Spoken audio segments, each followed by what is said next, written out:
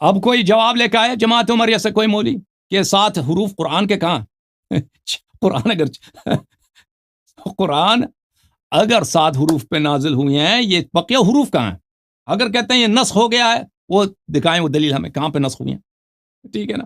اگر کہتے ہیں کہ اللہ کی جانب سے نازل نہیں ہے، وہ تو صریح آیت ہے، صریح روایت ہے، کئی ایک روایات ہیں.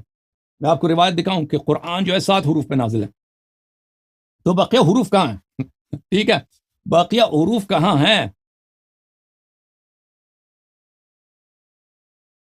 بقیہ حروف کہاں ہیں؟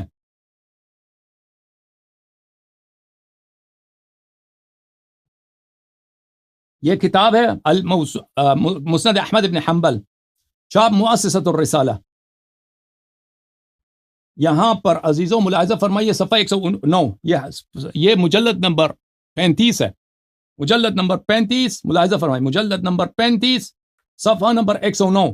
یہاں پہ حدیث دیکھیے، ابی بن کعب سے روایت کہ فرمایا ان اللہ یامرک، اے نبی صلی اللہ علیہ وآلہ وسلم، اللہ تجھے حکم دیتا ہے ان تقرئ امتک، کہ تو اپنی امت سے پڑھوا دے، امت سے پڑھوا دے، یعنی امت پہ واجب ہے کہ امت تلاوت کرے. علی 7 احرف، قرآن کو 7 حروف پر.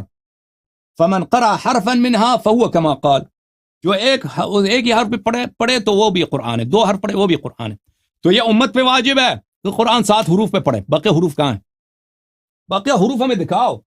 قرآن نے، اللہ نے ذمہ لیا نا قرآن کی، اللہ نے ذمہ لیا قرآن کی حفاظت کی، تو باقی حروف کہاں گئے؟ ہم صلی اللہ علیہ محمد وعلیہ وسلم، باقی حروف کہاں ہیں؟ جماعت عمریہ کوئی تحقیق کرے نا.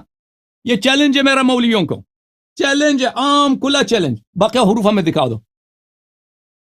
مان لیتے ہیں کہ یہ جو قرآن، اگر یہ مان بھی لینا کہ اختلاف لہجات تھا، اختلاف لہجات نہیں ہے، یہ باقی حروف کہاں ہیں قرآن کے؟ ٹھیک ہے، اگر کوئی چیز 7 حروف 7 ہیں، اس میں سے 6 چلے جائیں بھائی، 1 بچ جائے، وہ کتنا ہوتا ہے؟ ہاں کتنا؟ 80% سے زیادہ تو ضائع ہو گیا نا، 85% سے زیادہ ضائع ہو گیا، 87% ضائع ہو گیا، 12% بچ گئے بھائی.